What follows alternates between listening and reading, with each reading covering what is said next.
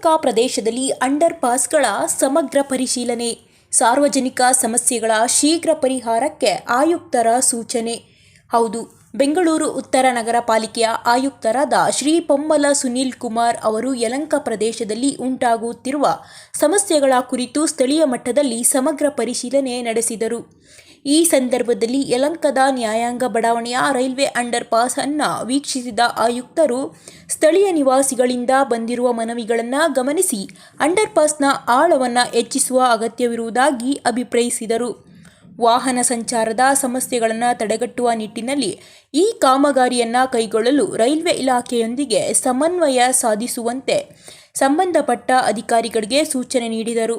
ತದನಂತರ ಯಲಹಂಕದ coffee day under pass ಅನ್ನು ಪರಿಶೀಲಿಸಿದ ಆಯುಕ್ತರು ಮಳೆಗಾಲದ ಸಂದರ್ಭದಲ್ಲಿ ಇಲ್ಲಿ ನೀರು ಸಂಗ್ರಹವಾಗಿ ಸಾರ್ವಜನಿಕರಿಗೆ ತೊಂದರೆ ಉಂಟಾಗುತ್ತಿರುವುದನ್ನು ಗಮನಿಸಿದರು.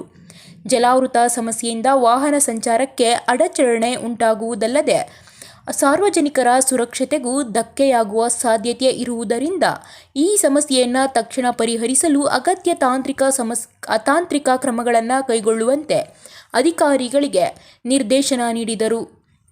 ಈ ಸಂದರ್ಭದಲ್ಲಿ ಜಂಟಿ ಆಯುಕ್ತರಾದ ಶ್ರೀಮತಿ ಪಲ್ಲವಿ, ಕಾರ್ಯಪಾಲಕ ಅಭಿಯಂತರರಾದ ಸುಧಾಕರ್ ರೆಡ್ಡಿ ಸೇರಿದಂತೆ ಇತರೆ ಸಂಬಂಧಪಟ್ಟ ಅಧಿಕಾರಿಗಳು ಹಾಗೂ ಸಿಬ್ಬಂದಿ ವರ್ಗದವರು ಹಾಜರಿದ್ದರು.